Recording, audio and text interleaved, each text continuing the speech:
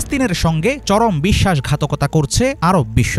গাজায় 2023 সালের 7 অক্টোবরের পর থেকে চলমান ইসরায়েলি আগ্রাসন ও গণহত্যার বিপক্ষে যখন তীব্র হচ্ছে আন্তর্জাতিক জনমত, ঠিক তখনই তথাকথিত এক শান্তি পরিকল্পনা ঘোষণা করলেন মার্কিন প্রেসিডেন্ট ডোনাল্ড ট্রাম্প। আর এর মাধ্যমে গাজার উপর চিরস্থায়ী দখলের বৈধতা পেয়ে যাবে ইসরায়েল।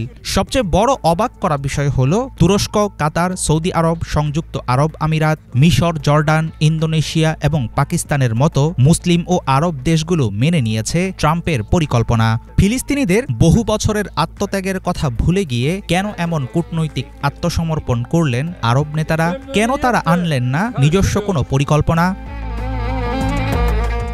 মার্কিন প্রেসিডেন্ট ডোনাল্ড ট্রাম্পের ঘোষিত গাজা শান্তি পরিকল্পনা আসলে একটি নিখুঁত দখলের ষড়যন্ত্র।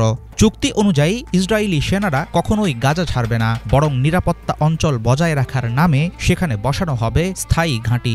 গাজার পুনর্গঠন, ত্রাণ বিতরণ, এমনকি প্রশাসনের দায়িত্ব নির্ভরশীল হবে ইসরায়েল সরকারের অনুমতির উপর।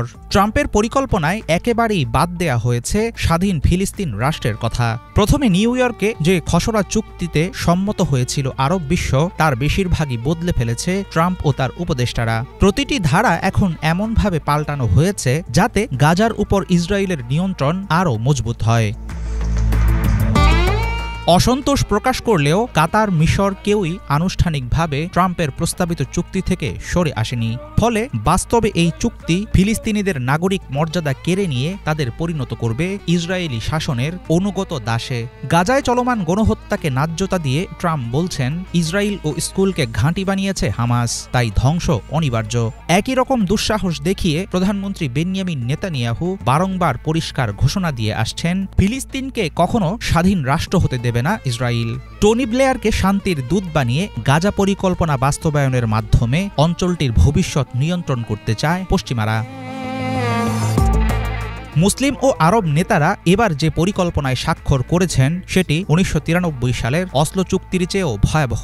ফলে প্রশ্ন উঠেছে, প্রভাবশালী আরব নেতারা কি সত্যি বুঝতে পারছেন না ট্রাম্পের গাজা প্ল্যান আসলে একটি আত্মসমর্পণের দলিল?